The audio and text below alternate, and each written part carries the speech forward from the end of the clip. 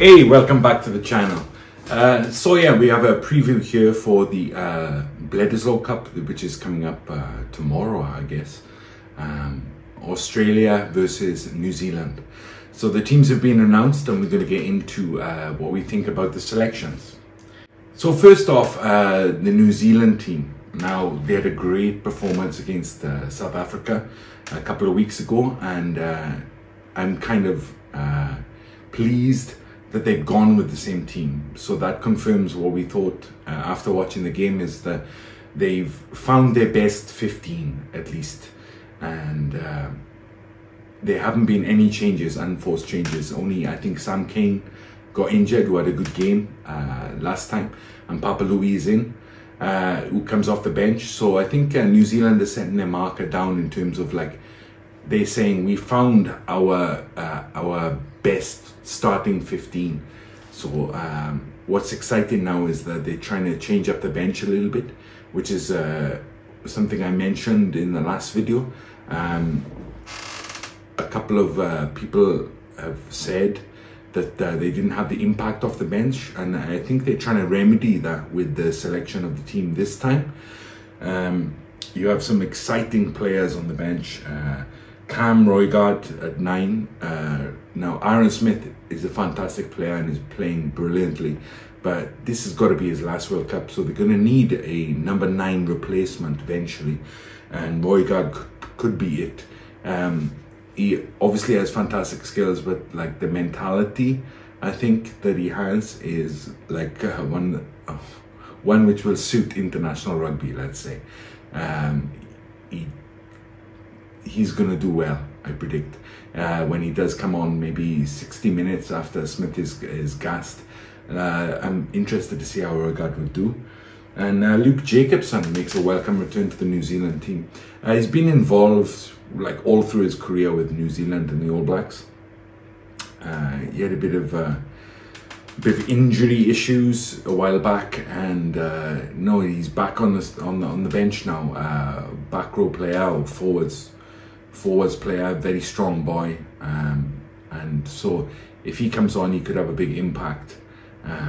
Again, I'm looking at Frizzell maybe to come off after like 60, 70, maybe 60, and let's see what Jacobson can do. But yeah, great stuff. And Anton Lienert-Brown is back after like a kind of sabbatical from the New Zealand team, injury and suspension. So and centres is where New Zealand traditionally over the last couple of years have really struggled to maintain their strength and depth, and so that's got to be great news for the New Zealand team. So the thing is about them, they're tinkering with their bench now. They're that confident in their starting 15, they're starting to go to the bench. Whitelock is on the bench.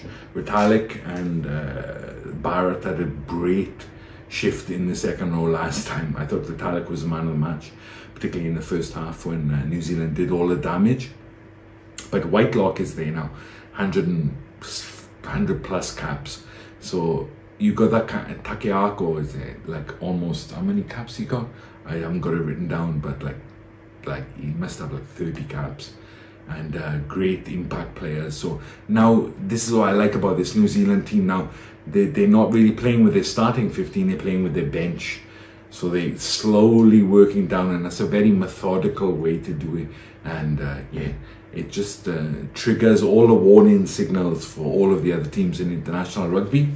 Australia, on the other hand, I think Eddie Jones, after 2 matches, I think, in charge, is already hitting the panic button, and he's throwing everyone in there, just trying to look for something. You've got Carter Gordon starting at 10. Scored a very, very good try a few weeks ago now, but obviously a very talented player. But I heard he doesn't take the kicks, so that's as you know, if you watch this channel, that's one of my pet peeves, is the fly half not taking the kicks. So apparently he doesn't, but let's see if he steps up and does what's expected of him. Nick White is out as well, and they've got McDermott in at number 9. So like Nick White, like, he's a good player, you know, respect to him, but maybe that's karma coming round.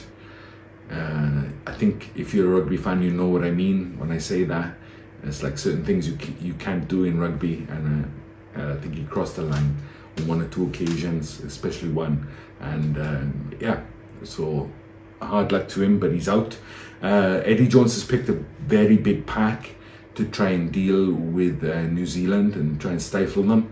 I'm not sure it's going to work because you can't get a bigger pack than the South Africans, and New Zealand managed to deal with that threat pretty effectively. So yeah, it's going to be played in Melbourne.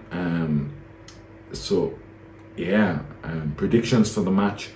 I think New Zealand are going to win by a comfortable margin.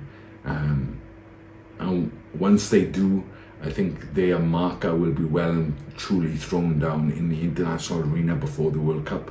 Australia have a long way to go, and they don't know who their combinations are, who their starting 15 is, or anything really. I think New Zealand in a very comfortable position at the moment, where they know a lot of those things already, and they have the luxury of like bringing in 1 or 2 new players to kind of mix and match and see how things go. And they've got like Mackenzie waiting in the wings as well. So New Zealand are looking very, very good at the moment. But let's see how the match goes. I mean, anything can happen. It's Australia versus New Zealand, 2 arch rivals. Been to Bledisloe Cup, and it's quite the event. So yeah, looking forward to a good game, but New Zealand looking very strong, I gotta be honest. And yeah, let's see how it goes. All right, thank you for listening to this little short preview of the match. If you've made it this far, please like and subscribe, comment as well, and share. And yeah, speak to you soon. Bye-bye.